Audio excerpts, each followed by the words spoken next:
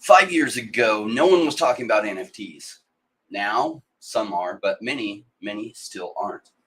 Today, we have an early investor in NFTs joining us who also has a business background and some really good insights into the crypto market and NFT projects. I very much like his reasoned analysis. I'm really picky about whose analysis I really like, and I love how he puts his thoughts together and how he thinks about things as an investment. Welcome to the Crypto Rain channel. I'm your host, Jay Rain. If you like money and crypto and you're looking for a seasoned investor's take on the crypto market, join the Rainmaker family by liking this video and subscribing. Do note, I'm not a financial advisor. Our guest, Hello K, is not a financial advisor as well. We are excited to hear his thoughts, or at least I am, especially during this big pullback when some of these things, some of the NFTs out there and the projects are at really undervalued points. Special shout out to our Patreon members. We do have a private Discord there. Patreon members get access to. Now, make it rain on that like button. Strap in for the show. Let's welcome Hello K. Hey, Crypto Rain. Thank you for having me on your channel. I'm really excited to have you on. So thank you for accepting the invite. I do like your reasoned analysis. That's actually something I really look for in people, that they always have good backing behind their thoughts, not, oh, the price is going to go up, and you say, why? I don't know. Because it will. Because I think so. Yeah. You always had good backing. Now, what got you started in crypto? Like, when was your first experience with crypto? What made you get started in this? So my first experience is actually quite interesting story. So I used to be like a semi-professional breakdancer, and there's a guy, he's quite famous, like not just in breakdancing, but like in like music and stuff. His name's DJ Renegade. So a lot of people in like, the dance scene who are also in VV, they will definitely know his name. And he, weirdly enough, even though he's a global DJ, he's also like he has like a kind of physics and corporate background. Like he used to work at Deloitte like years ago. And so he's always been quite someone who's like into innovative technology. And he just randomly, and a lot of people listen to what he says because he's got credibility. He's like in his 50s. So, he's been around for a while. And he just came up on Facebook one day saying to everyone, buy Bitcoin, just buy Bitcoin. Like, just buy even one Bitcoin. And this was when Bitcoin, the price of it was just under £300. I think at today's exchange rate, that is about $360, $350, somewhere around there. The pound to GBP's dropped a bit, say the GBP to USD. So I didn't buy Bitcoin at the start, but then I waited a week or maybe a couple of weeks. And then I saw the price of Bitcoin jump like 10%, 15%. And I was like, oh, wow. So I was like, okay. This guy, I didn't even know what I was doing, but I'd heard other people talk about Bitcoin. So I was like, okay, I'll buy one. And then Bitcoin price like shot up to, it was just under 1K. And I was like, how the hell did this happen? Like I tripled my money in like literally months. And it was obviously very volatile as well. So, I would be like, back then, plus 50%, minus 50% would be normal. And, I tell people now, like, if you think you've seen volatility, like at the start when there's barely any liquidity, you could lose 50% of your portfolio value in like an hour. So yeah, I've started buying ETH. So basically my logic was I was buying the cheapest tokens. So Coinbase only had Ethereum, Litecoin, Bitcoin at the time. That's all they had. So I just bought like a bunch of ETH at like $60, some Litecoin at like $20. I had no idea what I was doing, to be honest. And then one day I discovered Poloniex, and I was like, "Ooh, there's like so many more coins on here, like that are like a fraction of a penny." So then I was like, "Oh, what's this token called XRP? It sounds cool, and it's 2 cents. Let me buy this one." Yeah, and then you can imagine, like, then the bull market really hit, and I was like, "Oh my god, I'm going to be a millionaire." But I didn't really know what I was doing, so I just held everything to the bottom. But yeah, that was like my first entry into crypto. That's a fantastic story, and we all feel super blind when we first come into crypto, right? We don't even understand market caps. We're like, oh my gosh, this token is 0.1 cents. That's the best. We don't know to like multiply that times the circulating supply. It's totally overwhelming. I mean, even still, when we've been in the space for a while, there's like 18,000 cryptocurrencies out there. So it's like you can't even keep track of everything. Yeah. So for brand new people, I'm sure it's completely overwhelming. Now, you've put a lot of your focus in recent years into NFTs. What got your attention about NFTs? So I started initially with Top Shot, and I was always looking for like a new asset class, which is what kind of got me into crypto as well.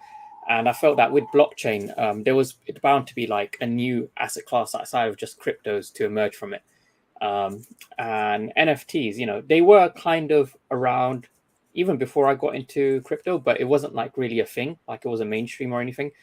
No one had really like taken the technology and like put out an actual product for consumers. It was just like, something that some developers were playing around with. So yeah, I kind of did a bit more research. I looked at some of the applications of it. It's also a reason why I'm very bullish on NFTs, because a lot of people, what they see right now, they think, this is what NFTs can do. When in fact, I am the opposite. I feel like the real application of NFTs hasn't been realized yet. Like, I think NFTs aren't being utilized to their full potential as of right now.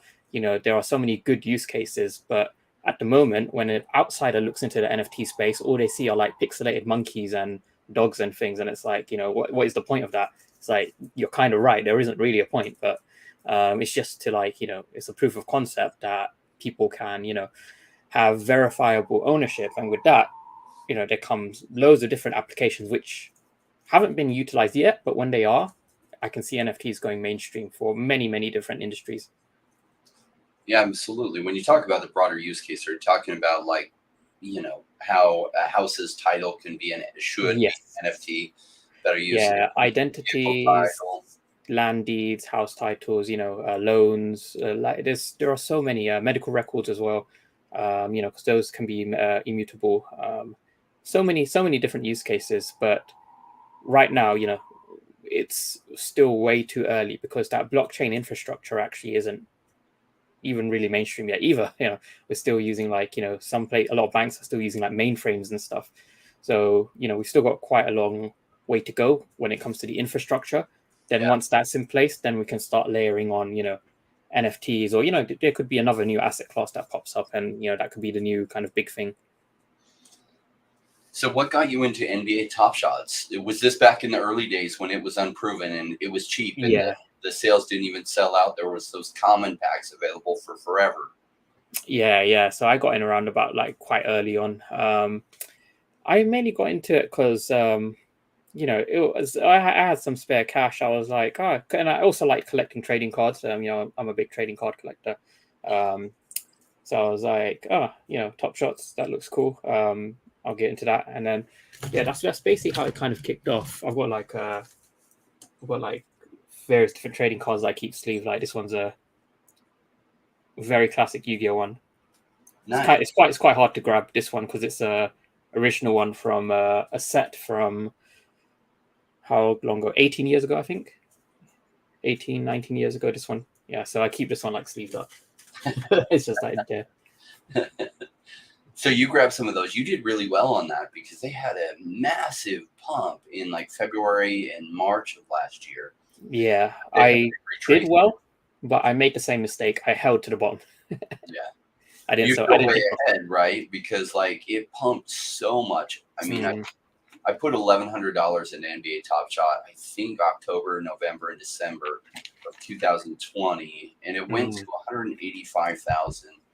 And right now it's sitting around 20 to 30,000. So I mean, you're still up a lot. Yeah, like I remember. I don't follow basketball that much. But I was like, LeBron James, everybody knows about him. This is the first NFT of him, or there was a bunch of them. And on the marketplace, they were selling. So I picked up one for like, I can't remember, it was $57 or $78. At the peak, that went to $30,000. And, it's down to like $2 or $3 grand. But like that's how crazy it can be. So on that, Top Shot's got you into NFTs. What other projects? I guess what was the evolution of getting into more NFT projects? What next caught your attention? Where did that go? Yeah, so I was kind of in a collective group. So it wasn't just myself, it was some friends of mine that I've known for a long time. They traded crypto with me, back in the earlier days. And so we all kind of got into NFTs together.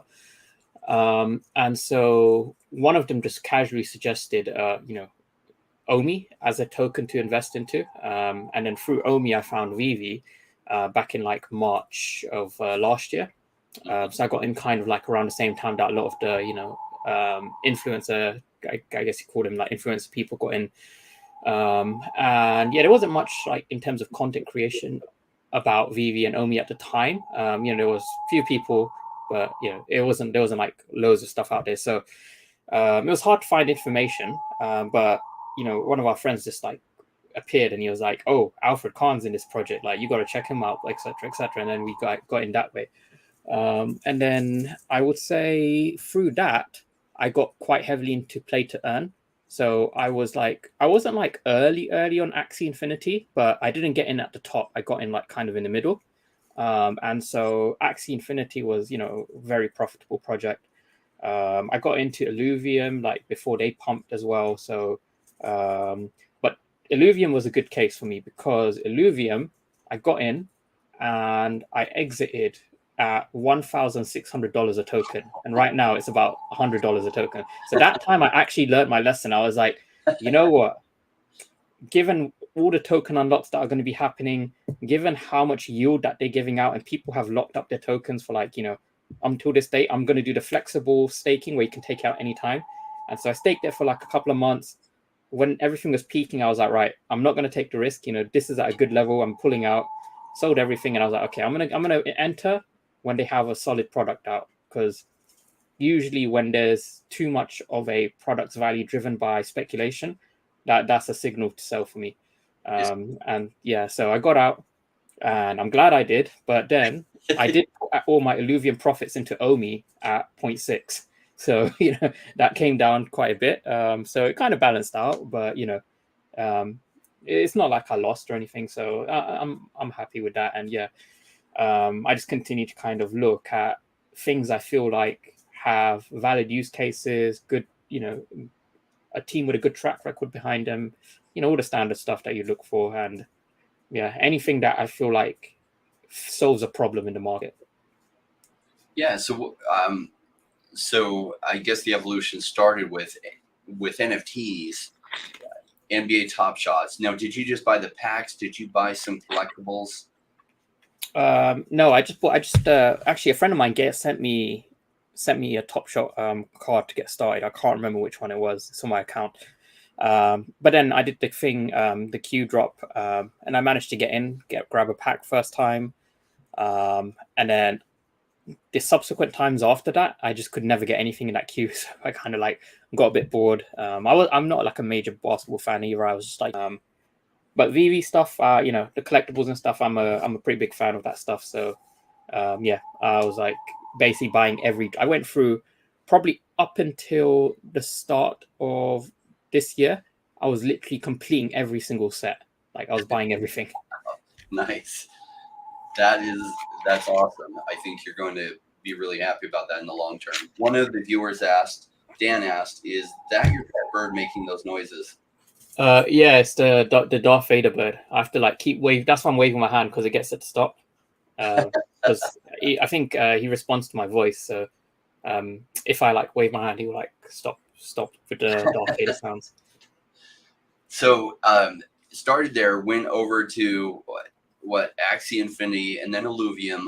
A lot of these projects, like Illuvium, is exciting. You were really smart on when you exited that, right? Had massive pumping. It hadn't had a lot of their tokens to start vesting yet, which it since started, as well as the big pullback. So you did really well on that. It was hard to tell that Omi would get as cheap as it did. I bought some at the recent top, right, where it went to 0.78, because it was a decision point that it was going to go higher or it was going to go lower from there. So I put some more in, only to have it go lower, and then much, much lower. Yeah. So I think we're all blessed to have these amazingly low prices that definitely weren't very probable to see again, but combination of the market pulling back, some people panic selling out at the bottom, which happens all the time, people. I don't know why people sell so cheap, but they do. And thank goodness that they do, because, I've been able to dollar cost average a ton in under 0.2 cents. And that's a really exciting price. And I feel like the risk is so low with Ecomi. Is that so? A lot of your focus the last 6 months, is it fair to say, has been on VV and Ecomi? Yeah, my crypto portfolio right now, it looks like 95% OMI and then 5% like a mix of like ETH and like a couple of other tokens, but pretty much all OMI. And basically, I haven't sold any OMI tokens to date. I am looking to grab more, but I've been quite vocal about this. Is I believe the entire market globally is like is probably gonna tank quite heavily towards the end of the year. Because I've been, and it also fits into like my plays that I make on VV as well. Because I've obviously sold a lot of stuff recently, and that's mostly to do with opportunity cost for me, because you don't want to be no, this isn't like anything specific to VV. This is just in general, right? Is you don't want to be holding a volatile asset during a lot of market uncertainty, and especially when the market's downtrending. And we've been seeing loads of issues like really, really high inflation, incredibly high, especially in Europe now. And then rates to match that, and then the government start printing money and putting out all these help packages, and then that just causes more inflation. And then mortgage-backed securities as well. There's issues around that around China. So that I don't understand why people don't take that like a lot more seriously, because that can literally lead to a global market collapse. And then Russia is doing its own thing, going around invading whoever they can. China with Taiwan, and then the US getting involved. There's so many factors. It's not like a one thing factor that drives these markets. It's like an amalgamation of loads of different things. And for me, I think now I'm obviously not like someone who can see into the future, right? But I started becoming a better trader when it wasn't like me calling the best plays like buy at the bottom, sell at the top. It's because I reduced how much money I lost during bear markets, and that's how I became like more, I would say, more successful when it came to conservation and growth of wealth.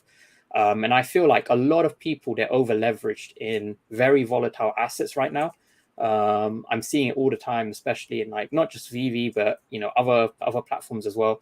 And you don't want to be, I mean, you can, I'm not going to tell people what to do, but I personally, I'm more risk averse. So I would be looking into, safer stores of wealth. Specifically, like if you want to stay in crypto, maybe Bitcoin and ETH is better to hold rather than, the random altcoins. If you're in like other assets, gold, silver is actually one that I'm looking at, silver bullion, because silver is used in loads of components where the manufacture of those components has increased massively, like graphics cards and things. So yeah, there's loads of different asset types that probably fare a bit better in a bear market. But if people wanna go full on degen mode, then I can't stop them. Yeah, I just had on a price expert, which we just recorded a video that'll be released tomorrow. Paul from Infinity, and he's been trading for 30 years. And I asked him his thoughts, because there are a lot of fundamentals that are concerning, right? The fundamentals of like stocks, even though they pulled back some, they haven't pulled back that much. They've run up for like 12 years. And with the inflation, it's hard to tell what the true value of those stocks are, because the prices pump partly because of so much inflation. And stocks and other hard assets are a hedge against inflation. But anything that goes up for like 12 years doesn't just pull back 35%, which would suggest that the pullback it had is going to be followed by more of a pullback, as well as some fundamentals. Like China has been basically going through what the U.S. did back 15 years ago, where the U.S. created these incentives so that everyone could get a home. Way too many homes were bought, and it pumped the price of homes in some markets like 5x, which homes don't usually do that. And then the prices collapsed, and there was way more homes than there were people to live in them. China is doing the same, and there's way more homes than people live in. They've had this huge real estate bubble that more people were buying it just because prices just kept going up. So it increased speculation, and human beings, we like to chase green candles for whatever reason. You have a lot of that there, and that's about to come to a head and crash. It seems like China is going to try to print their way out of it. We'll see. What that does is devalue everyone's savings, which incentivizes them more and more to buy actually stocks and crypto and other hard assets.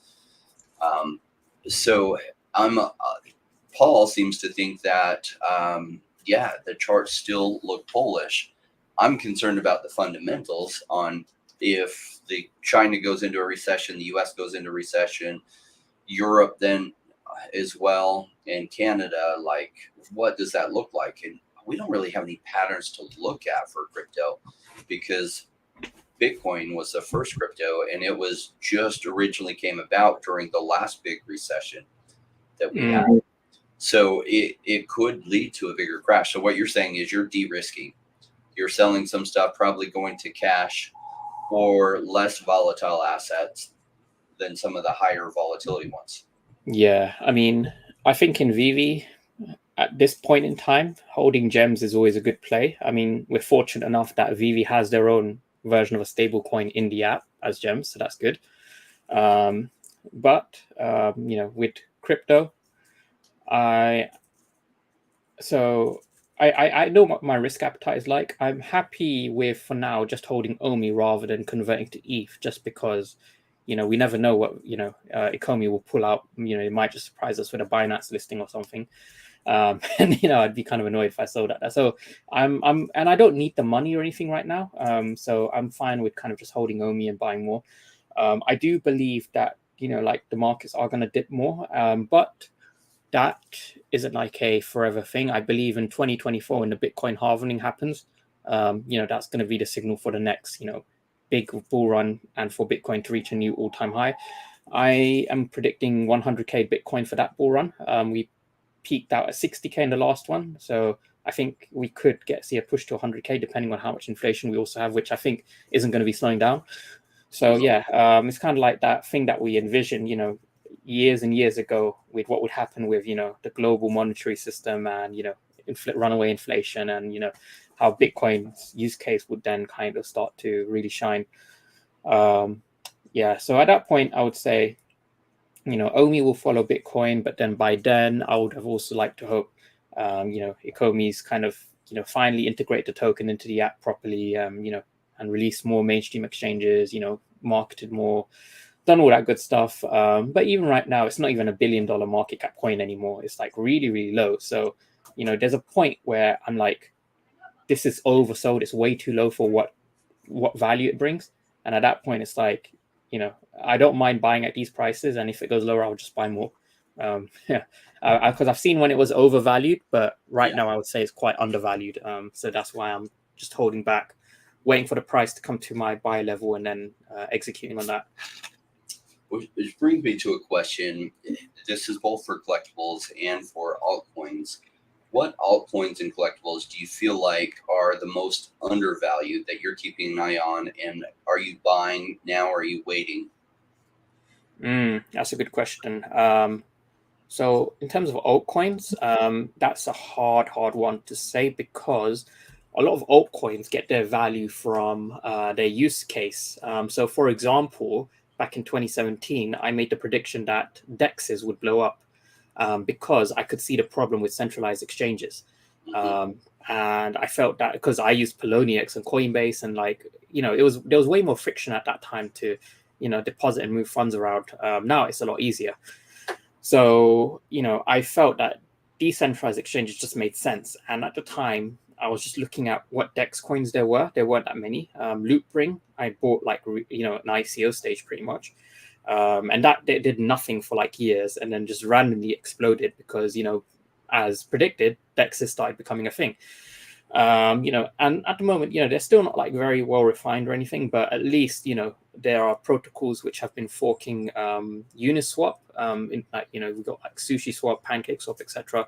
So, there is use cases for those. And then, we've got layer 2s as well now to kind of, help facilitate, that kind of reducing the gas fee side of it.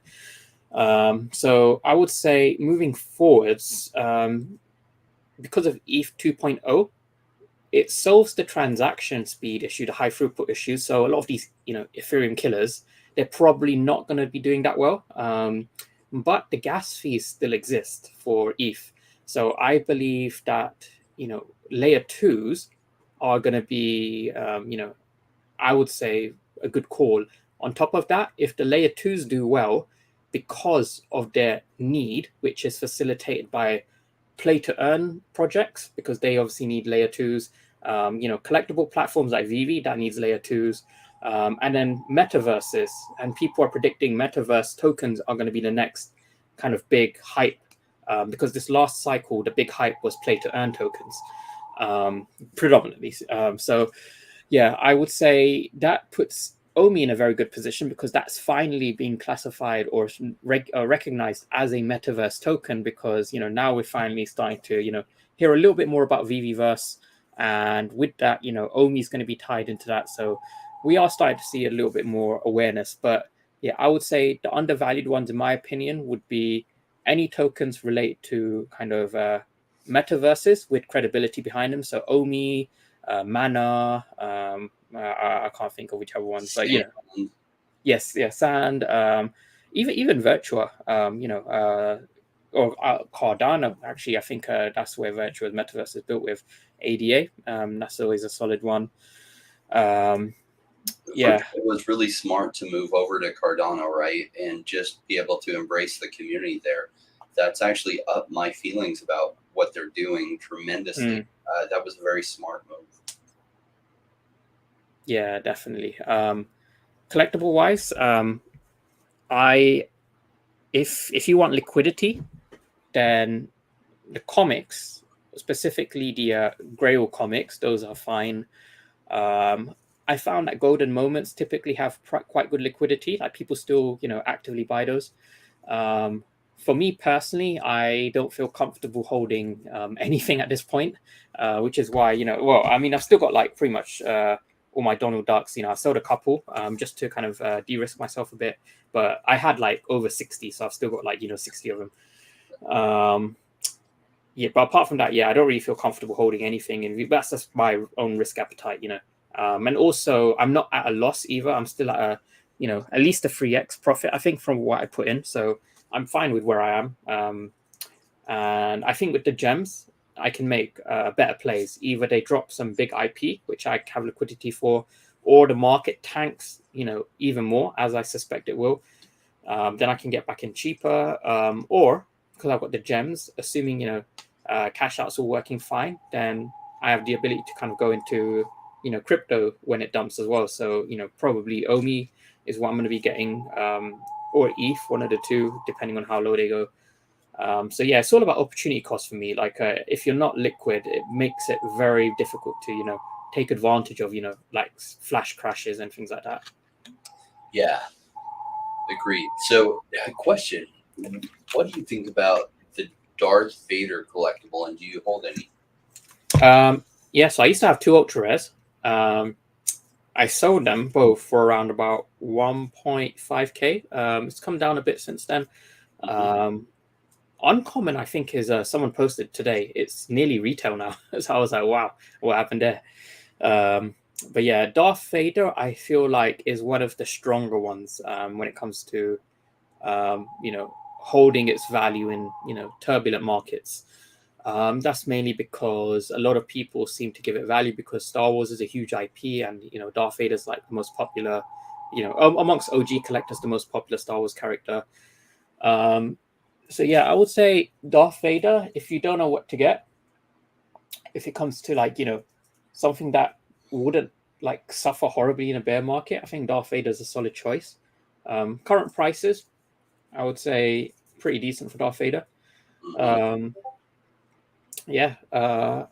would say definitely it's probably like comparable to probably comparable to like MC1s, ASM1s, that kind of stuff. Like, those, there's good liquidity for it. It's popular, and it's above retail, which is very important.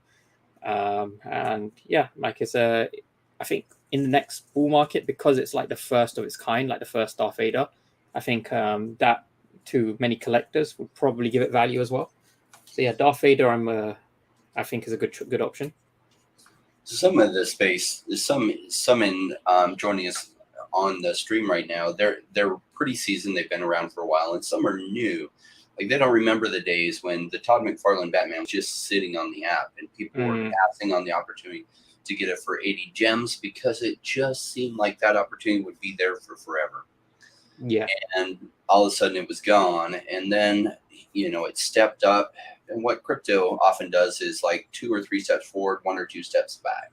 And so what I like also Darth Vader, but also Boba Fett. And Boba Fett's launch didn't do near as well as the Darth Vader did on the initial release. But interestingly enough, in toys, Boba Fett actually tends to do better than even Darth Vader. My understanding is this actually wasn't the first Boba Fett on the blockchain, which hurts it a little bit. Sometimes it isn't the first that does the very best. Sometimes it is. And so we'll see how it does long term. But both of those I like for the long term. So you're generally preparing against prices getting worse in case they do. Yeah. So that you have some liquidity to be able to pick things up at the bottom. Yeah. I mean, my logic is so because I've been in this space, and this is something that I, and along with other people I know, kind of, I guess it's not really an issue, but something we noticed with a lot of NFT projects, and this is something that VeVe suffers from as well, is a lot of NFT projects, what they're doing is they're trying to make themselves appealing for mass adoption. And they do that particularly by hiding a lot of the blockchain side of things, which I understand the logic of doing that. You don't want to, confuse people with like all the blockchain kind of, mumbo jumbo addresses, gas fees and all that and whatnot. But at the same time, what typically happens is because you're bringing in a lot of people who maybe have never, put any money into crypto before, or many of them might not have, even invested in stocks before. A lot of these people, they come from like just a purely collecting background, right? And collectible markets, they perform differently to traditional markets. So a lot of people don't understand how market cycles work, and so what you tend to see is VeVe performing a bit differently to the rest of the market, and you get a lot of people who question or are confused by people who are following the kind of general market. Specifically, a lot of the things I do, people find confusing. But then there's like opportunity cost as well that I'd always factor in. I factor in, would I lose more here if I hold it, or if I sell right now? Would I lose more in the next 3 months, for example? And also I look for, in the next 3 months, what good opportunities could there be? And, some of the opportunities I'm looking at are Omi, for example. So, being liquid for all of these different scenarios, I think is always good.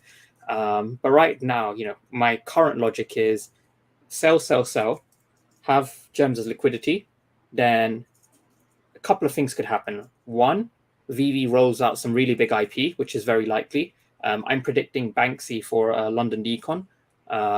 That's going to really, really hammer the market. So it's good to be liquid there because one, you're not losing as much.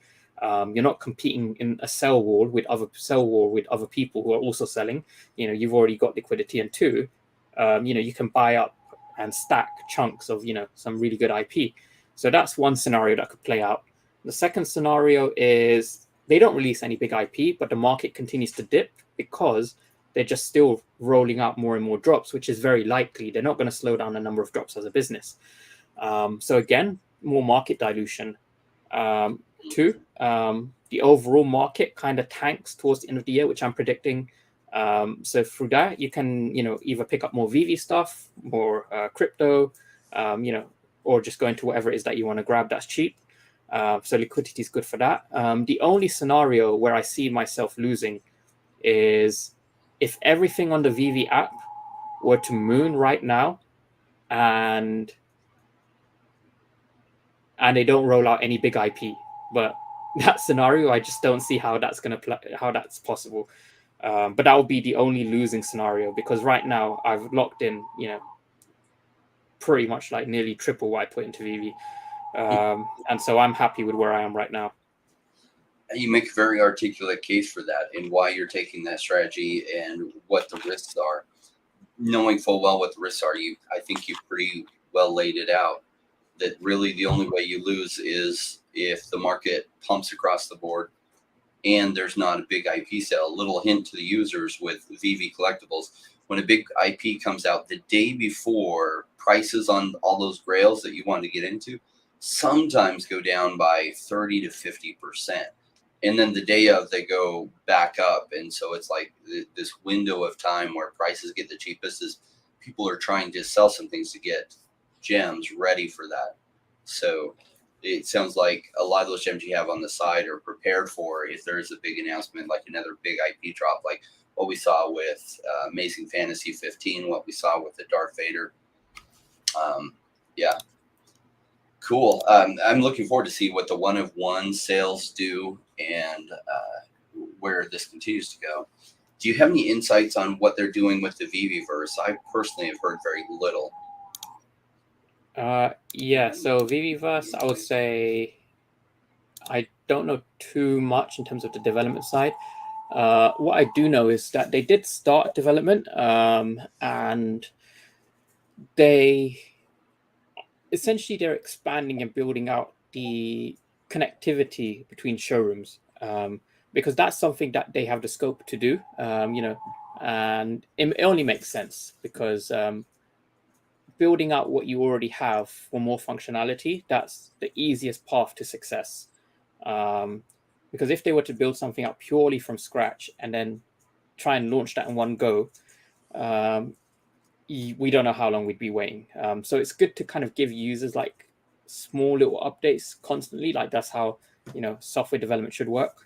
I believe they said end of this year, the first iteration, but I suspect it'll probably be a little bit after that, maybe Q1 of next year for the first iteration. I normally add a quarter onto everything they say. Yeah, but I would ideally, before they do anything VeVeVerse related, like to have MCP and OUP out first, because we know that one of the huge benefits of VeVeVerse is, Dan confirmed this, was there's going to be gamification, which involves using and burning OMI tokens.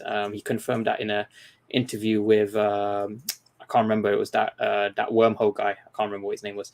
But yeah, I think that is where OMI will finally actually truly, be recognized as, it's kind of like Mana for, Decentraland, that kind of thing. And so at that point, I think, VV will kind of benefit off that as well. Yeah, for now, it really hasn't had its use case ready and rolled out, right? Which is, I think, part of the reason it's gotten so cheap. But even once they roll out, where the what is it called? Where your collectibles, you get a points every day for holding them, as well as by staking your OMI, you can get certain levels to be able to participate in tiers. And depending on how that rolls out, say they have some really big IP, and those that have staked over a certain level of OMI get earlier access. Boy, something like that would make the price of OMI, all of a sudden, people that have collectibles but no OMI or very little OMI, all of a sudden are going to be buying it. So all of a sudden, OMI starts to have some relevance to the utility of the app. Is very, very popular, but what relevance does OMI have right now to the app? Very little. But as that gets rolled out, then all of a sudden, those that had the vision to buy it when it was cheap, all of a sudden it won't be as cheap. So a lot of times people say, well, come tell me when that happens, and then I'll buy OMI. And I'm like, you're missing the point. You want to buy it knowing that that's going to happen, but before a lot of people are thinking about it, because that's when it's still cheap. Once it rolls out, it's no longer cheap. And as an investor, isn't the goal to buy low so that you can sell high? Because if you buy high, well, then you're hoping to sell higher. You're just not in as strong of a position. Yeah, definitely. OUP V3, that article is target for next month. Within there, I mentioned this earlier because now that Reese confirmed that article is coming out next month, one of the things that should be in there, it might not be in there, but it's supposed to be in there apparently, is the new buyback system. And a lot of people were concerned that buybacks would never happen. So I've been sharing some potentially compliant models with Reese. I know he's taken it back to the team, and I believe they have agreed on a model which should work, should be okay. And last I spoke to Reese, the idea was for that to be released in as part of the OUP v3. So I believe once that's out, assuming that is in there, it might not be in there. They might release as a separate thing, or they might want to rework it more. But if it is in there, then I can definitely see, a lot of bullish sentiment around OMI. Yeah, I think a lot of the use cases will be built in, and the value of that. One of the reasons I'm so bullish on OMI is I watched during the last bear market that not everything got savaged. There was this newer exchange, which was small compared to the bigger exchanges, called Binance. Now, people are just coming in. You're like, well, Binance, one of the top exchanges. It wasn't back in 2017. And they had this exchange that was new, that was listing a whole bunch of tokens, making it easy for new users to get on, but as well as new tokens to get listed on it at the time. And they had this token, the BNB token, that at the time, the only use case for it was if you use that instead of Bitcoin to pay your transaction fees, lower fees, don't you? And so that was the only use case. But during the bear market, what's interesting is the BNB token went from $6 to $18 while everything else got savaged. But what happened is they continued to find utility for the BNB token. And so it went from just having the use case of you get a discount on your trading fees to, hey, if you hold a bunch of BNB token, then you can get into these launchpad projects on the Binance launchpad. And then they rolled out the Binance Smart Chain where you had to use BNB. And so it, now Binance's token, it peaked at like 650, and I don't know what it's trading at today. I haven't looked at it recently. But they continue to give it a use case. So while everything else got savaged, is Binance continue to roll out better use cases for their token. The BNB token went against the whole market and did tremendous. What I like about OMI is even if the general market, there's conflicting signals on what the market's going to do. I feel like what happened last March, that was a leg of the bull run, but not the true bull run.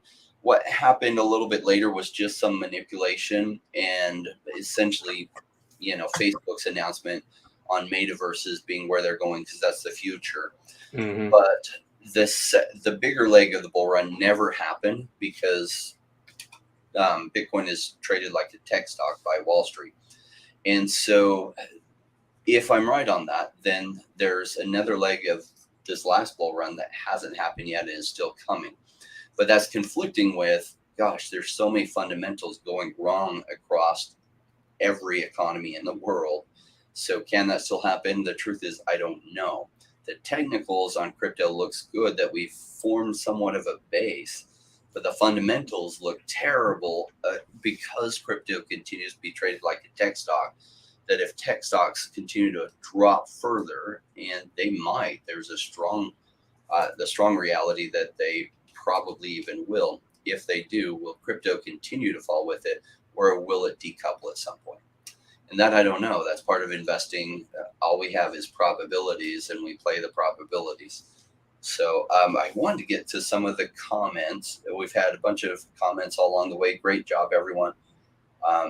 There's somebody that asked, let me see where that was. Want to know, Maddie V asked, why did everyone stop talking about the third game to use OMI? What do you think it is? So two games using OMI have been announced, and people were talking about a third game on OMI. Do you have any thoughts on what that might be? Yeah, there's Epico Regal, there's Fish, and there is, I think it's the new Pokemon game. No, I'm kidding.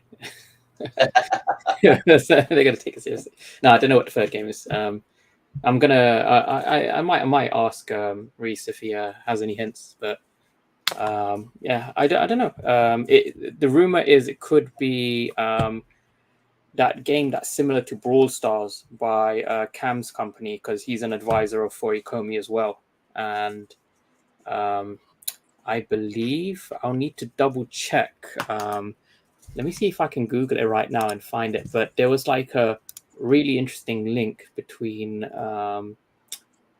Cam's project and Ecomi. Like they were using something that Ecomi is also using.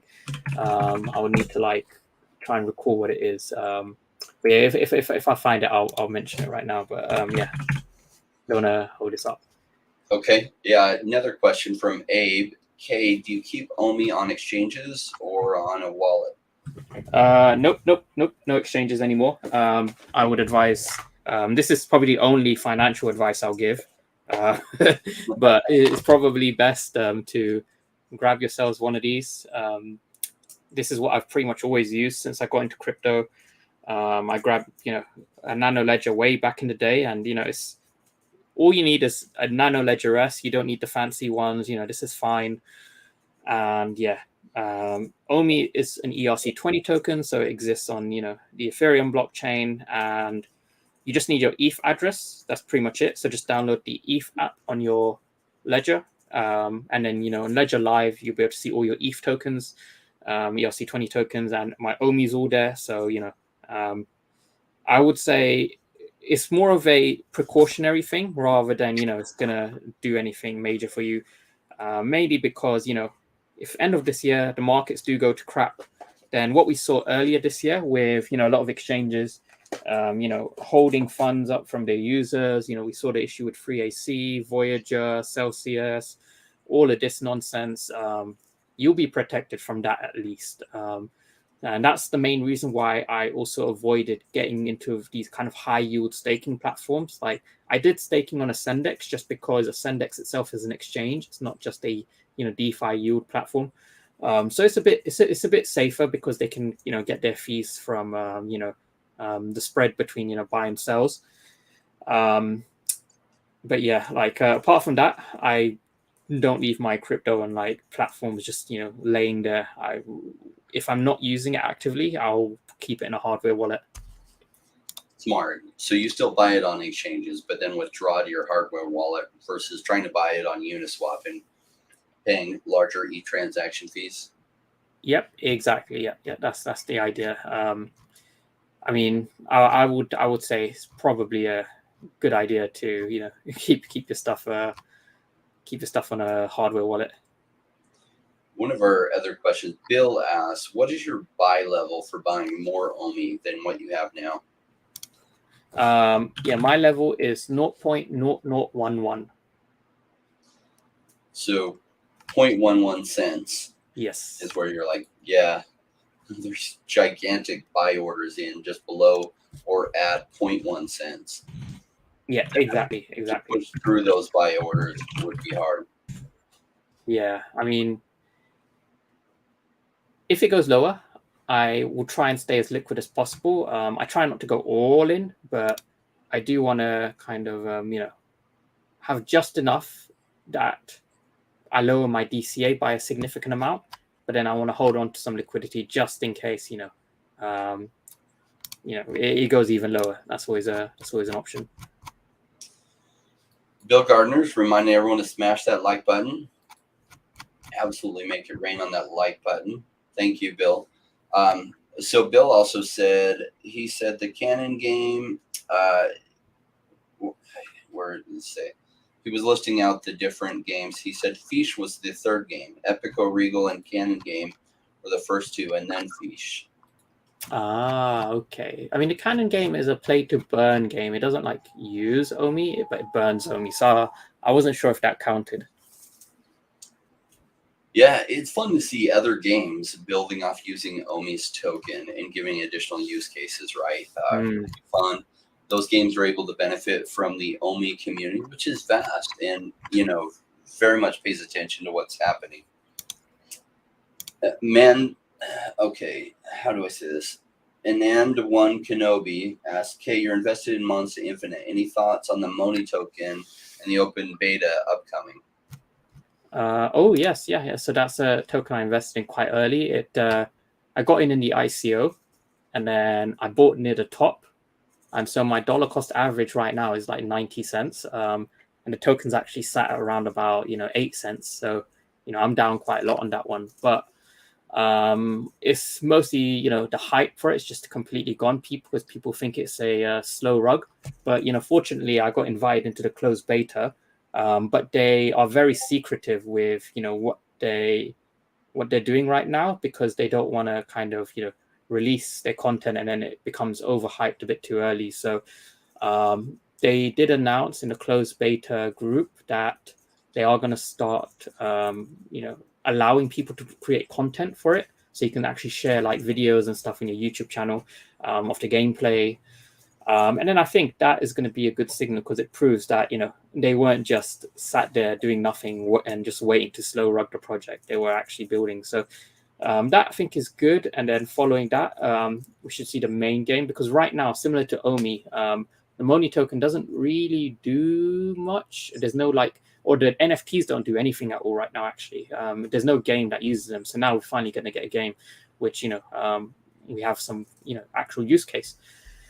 So yeah, I do believe the token is going to pump in a short term. I don't know if it can sustain in this kind of market, but I feel like the token should, given how low it is, it's literally at the bottom right now. It should do something in the short term at least. Yeah, I hold some of that too. I'm curious to see how that comes together. There's a lot of play to earn games that they're still in the building phase. I invested in Axie Infinity in January 2019. I bought some of their land. Oh, you got in early. You got in Yeah, earlier than I did. that was when it first released the land sale, right? And that land sale was open for like 9 months. And ETH was actually hovering between $72 at the low. I think that's the cheapest I bought ETH, up to about $100 back and forth. And so like the, what was it? The Mythic land was going for 1 ETH. So essentially for like, I bought some ETH at $72. So I was buying some Mythic plots for $72. At the height, those Mythic plots, the ones near the road, were going for $120,000. Wow, you did well on that one. Well, I didn't hold them that long because I was scared that they only released a quarter of the map, and they said, "Oh, we'll be doing more land sales, and when we do, we'll mark up prices by like 15%." So my worry was that like when prices got up to 2,500 on the Mythic plots, was that if they released some more lots, then the prices would get savaged. Well, they then announced after I sold, of course, that's the way it happens, that they weren't going to do any land sales again for quite a while until the community really needed them, but it's probably years down the road. Well, shoot. Yeah, I turned about 4,100 into about $400,000. But yeah, it would have been, including the AXS tokens they airdropped you for having the land, and then you got like, I forget what, I think it was the Luna token initially, and then they essentially airdropped you AXS tokens for the Luna tokens you had. I think I got 18,000 AXS tokens, which if I had held those to the top, that was about $3 million in those tokens. Crazy how profitable some of these could be. And if you think about it, Axie Infinity went to, I think, the list of top 20 games in the world being played, but like it was like 20th. And so it wasn't anywhere near the top, yet that ecosystem and early investors, I mean, that's over 1,000x potential returns, right? So it's pretty exciting what some of these can do if they become a top played game in the world. And Axie Infinity wasn't ready to become a top played game. The depth wasn't there. And the play to earn aspect was so one dimensional, right? You earn Smooth Love Potion, and you can use that Smooth Love Potion for breeding, which works really well when you have tons of players coming in. It slows down when you don't. Yeah, exactly. Oh, this is a really good question from Collins4040. Any speculation on the Infinity Stones being dropped? Yeah, I believe it just makes sense because the number of Open Eye of Agamotto's is exactly the same number of Tesseracts, and they kind of teased the Infinity Gauntlet in the San Diego Comic-Con. I believe it's going to be airdropped to those who hold one of each Infinity Stone. Nice. So yeah, if your wife has a wallet and everything too, then if you're buying multiples, make sure you both hold one of each. Because if it does come about that way you get two. Oh, I've got the game actually for the one I was mentioning earlier with the other one that could use Omi. Let me see if I can actually pull it up. Let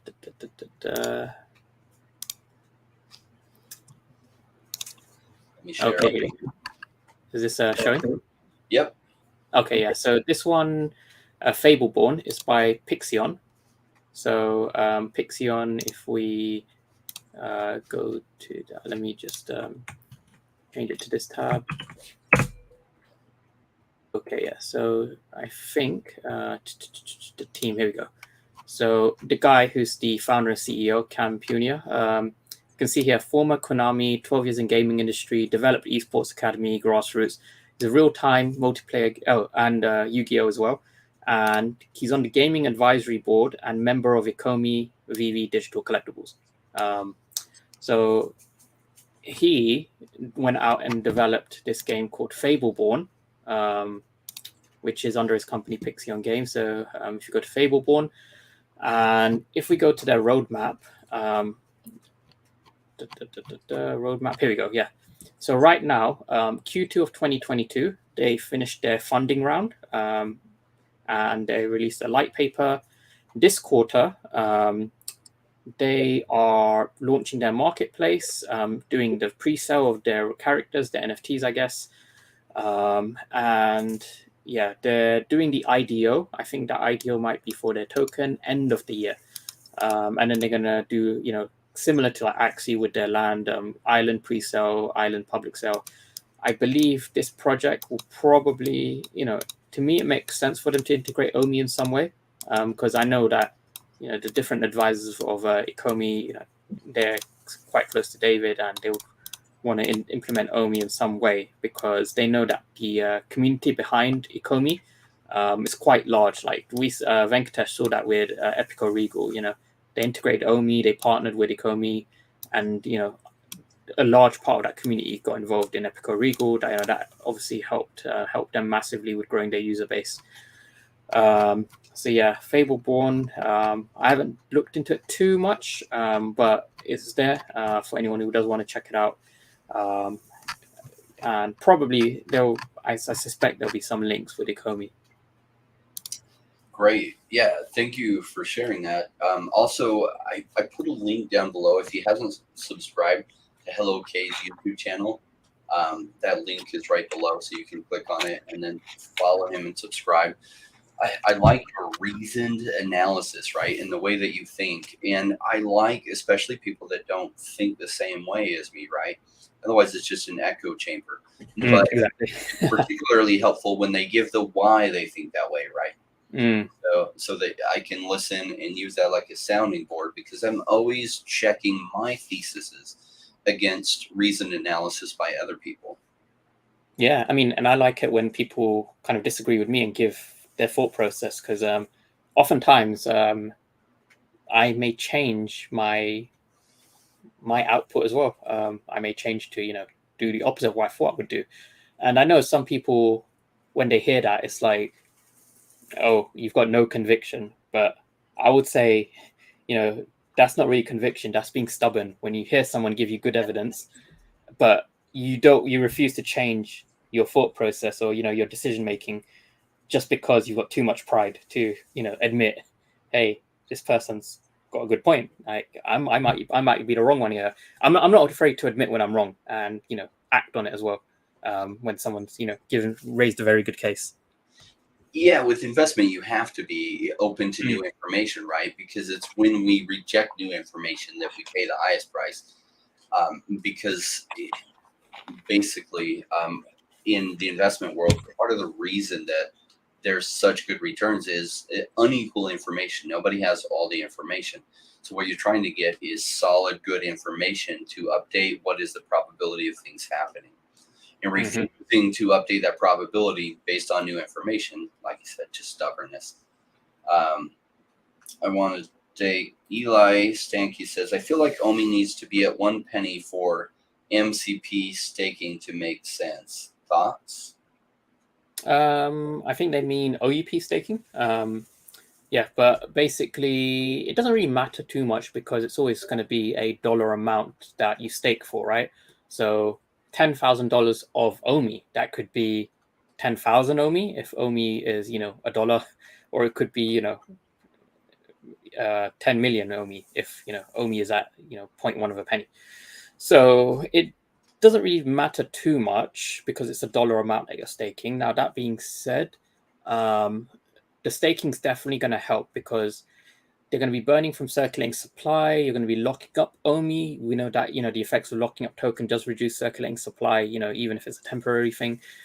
And OMI wagering, looking at how much volume VV raises from primary market sales, giving people the option to wager OMI and burn that OMI as a chance of securing something they really, really want. Like if we had OMI wagering for AF15, I would have definitely done that. Like I would have happily slammed $50, even $100 of OMI. I would have happily burnt that to secure an AF15. And, those things, the uncommons to the commons, those are going for like 300 to 600 gems. So to me, that would have been worth it. So yeah, the way I see it is it doesn't really matter too much what the price of OMI is. When the staking comes out, I just know that it's going to help raise and sustain the value of the token. And that's kind of what we're all looking for. Yeah, it does take a lot out of the circulating supply and gives people a reason to hold it, right? To hold it off the market and just sit there. Because a lot of times as people, we're human beings, and human behavior is so emotional, not logical. And when we have value sitting in a wallet somewhere that isn't like locked away in staking, sometimes we're tempted when we see something else we want to buy to sell and roll into that. But when it's kind of out of sight, out of mind because it has some utility that it's staking for, then it is out of sight, out of mind. So I'm looking forward to a lot of this stuff rolling out. It's not here yet, and that's part of the reason I think prices are where they're at. Once these things are here and they're functioning, these are all reasons why OMI has a strong chance to pump. So definitely. We have a lot of Russian comments. I have no idea what they're saying. He was talking earlier about, Russians being locked out of the VV app, and there's just decisions that businesses have to make like that. Yes, everyone loves the Russian people. Nothing against the Russian people, but there's certain governments that have to be excluded for. Yeah, there's a very good platform. I only know about it because my girlfriend interviewed there, called Comply Advantage, and it's used by loads and loads of companies out there. And what it does is it's like a kind of dynamic database that tells you or updates for you which countries you can essentially deal money with. And that database, and even it goes as granular as individuals. So when someone sends in their KYC, it will tell you if this person is high risk or not. And typically, it screens for people who are like, people with political interests, celebrities, things like that, because the data shows that, politicians and celebrities, they're more likely to be tied to some form of money laundering, apparently, which is quite funny. But yeah, they do it for countries as well. And so, Russia, I believe they're flagging for like political reasons. It's pretty obvious what those political reasons are. Some countries, specifically, there are some specific countries around, like, I can't remember the names, which ones, but I believe some of them are in Africa, which have been tied to like higher cases of money laundering. So those ones get flagged as well. So people who live there, they won't be able to like cash out or, very easily anyway. Yeah, and then these countries, these lists, they change all the time. So, if tomorrow, Vladimir Putin comes out, apologizes, gives a goodwill gift, then that would probably help quite a lot with, I guess, like, re-enabling that kind of cash out system for, people who are in that region as well. Yeah. One last question, or one last statement by Eli. He says, I mean, to hit the highest staking tier, I have 5 million Omi and VV, hoping it's worth 50,000 when it's released. That's his thought. So he's got 5 million Omi. He's hoping it's That's 1 cent a token. I feel like that could happen actually, because all-time high was 1.2. Assuming a couple of conditions are met. One, the crypto market needs to have recovered a bit. And two, Omi needs to be coinciding, that price needs to coincide with a major exchange listing. They announced Binance, and the crypto market's recovered a bit. And there are macro factors as well in the crypto space, like, maybe more hype around metaverses and things like that. I think 1 cent is achievable again. I don't know if that will sustain, but if that is rolled out with the OUP as well, all of those factors, we could see a pretty heavy pump. 1 cent, I think, could be touched and broken. Yeah, and he specifically had asked about when my thing's going weird. 50,000 when released. I don't know if it'll hit 1 cent right away, but you're in a good position if you just hold on to it. As those factors get there, it'll probably put you in the highest tier once the value does hit there and above. I get one last question because it's such a good one. Hi, K, win Pokemon. Okay, so basically background is since last year, October time, I've been helping Venkatesh and Epico Regal with different things that they were doing. And because I met him in Dubai at the Crypto Expo, and that's how I kind of, got more kind of connected, on the kind of background side with the VV team as well. And so Decon, I think they're setting up on the Friday night. And so on Thursday, Venkatesh invited David and Reese to his office because he's got a pretty cool office in Canary Wharf in London. And so he invited me as well to go have dinner with them. And so my plan is, and if David's watching this, it's probably ruined it. But my plan is so they want to get grilled chicken at Nando's. And so I want to find a waiter and I want to tell them, because the tables have numbers on them.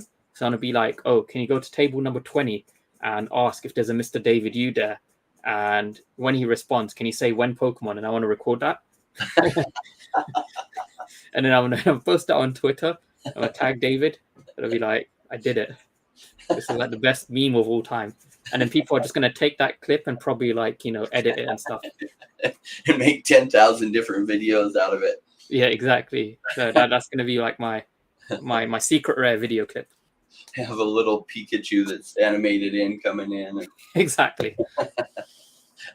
Awesome. Yeah, I spoke to Reese already. Reese is definitely coming. He's a fan of Nando's. He's anywhere Nando's, he's down. So yeah, I think it'll be a fun get together. And then the following day we've got the preview morning apparently for Decon. So I'll be there the whole time. Yeah, I'll probably divide my time up between Epico and VV. And obviously look around and stuff. There's a lot of good artists coming. I think Medicom is also coming to that. Medicom is who I predict is going to be doing the Banksy collectibles on VV. And they might announce it for Decon. So we'll see. That's some good alpha, or I guess, I don't know, thesis, hypothesis, but yeah. Well, thank you, Kay, for joining us. Really appreciate having you on here for the first time. Thank you for making the time. So my audience no worries. Know you. Yeah. Appreciate it. No problem. Thanks for having me. The market is down, and it's way down. Just know that smart decisions made during this time when prices are at crazy lows lead to life-changing ones. I have a good friend I'm trying to bring on Friday's live stream who went through this bear market in 2017, 2018, that when the market turned around, it made him a multi-millionaire. And so I wanted to get his thoughts on, this bear market and the last bear market, what similarities he sees, and why, when prices were so low, was he crazy enough to double down. Thanks so much, everyone. This wrap is our Rainmaker rap, I wrote these words, and they really reinforce the principles that it takes to be successful in real estate investing. Was a lot of my background prior to this, but this is specific to crypto investing. Thanks so much.